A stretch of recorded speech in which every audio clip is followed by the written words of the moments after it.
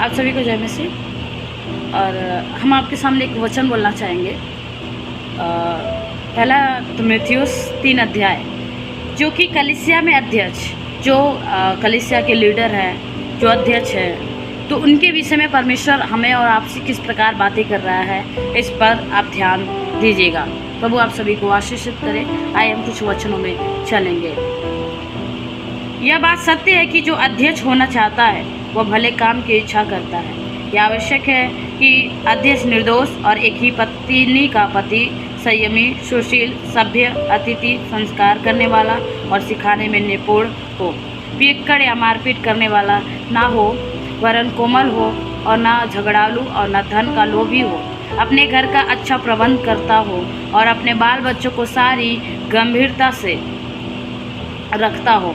जब कोई अपने घर का ही प्रबंध करना न जानता हो तो परमेश्वर की कलीसिया की रखवाली कैसे करेगा।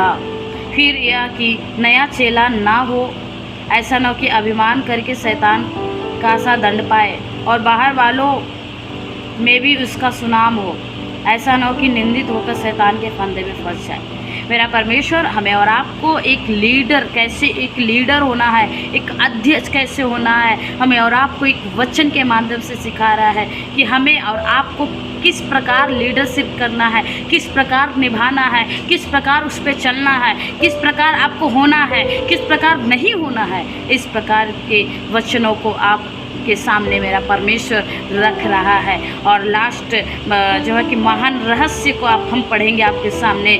मैं तेरे पास जल्द आने का आशा रखने पर भी ये बातें तुझे इसलिए लिखता हूँ कि यदि मेरे आने में देर हो तो तू जान ले कि परमेश्वर के घर आने में जो जीवित परमेश्वर की कलीसिया और सत्य का खंभा और नींव है, कैसा बर्ताव करना चाहिए। इसमें संदेह नहीं कि भक्ति का भेद गंभीर, अर्थात वह जो शरीर में प्रकट हुआ, आत्मा में धर्मी ठहरा, स्वर्गदूत को दिखाई दिया, अन्य जाति में उसका प्रचार हुआ, जगत में उस पर विश्वास किया गया और महिमा में ऊपर उठाया गया। मेरे प्रिय, मेरा यीशु, मेरा परमेश्वर का पुत्र यीशु मसीही महिमा में उठाया गया है, वो ऊंचा उठाया गया है, वो धर्मी बनाया गया है। इसलिए हमें और आपको समझने की एक प्रयास करनी चाहिए कि हमें किस प्रकार परमेश्वर की अधीनता में, किस प्रकार परमेश्वर में, किस प्रकार परमेश्वर के करीब एक पवित्रताई से, एक कैसे कलीसिया के अध्यक्ष के रूप से हमें और आपको रहने की ज़रूरत है। पवित्र आत्मा की सामर्थ हमें और आपको कैसे पाने की ज़रूरत है। इस वचन को गंभीरता से पढ़िए, समझिए। पर मेरा परमेश्वर आपसे स्वयं बातें करता है और कहता है तुम्हें ऐसा होना चाहिए, संस्कार होना चाहिए, लड़ाकू नहीं होना चाहिए, पियक्कड़ नहीं होना, मारपीट नहीं है ना। ऐसा मेरा परमेश्वर आपको बता रहा है। मैं आशा रखती हूँ कि मेरा परमेश्वर पूरे अन्य जातियों में जाना गया, आपके दिलों में वो जानना पाए, आपके दिलों में उसका राज्य आए, आपके मनों में इसका राज्य आए, आपके घरों में इसका अधिकार हो, आपके बाल बच्चों पर इसका राज्य आए, आपकी पढ़ाई में राज्य आए, आपकी कमाई में राज्य आए, आपके घर के सारे सदस्यों पर राज्य आए। अगर आप परमेश्वर को अपने जीवन में रिसीव करते हैं तब प्रभु आपको आशीष दें।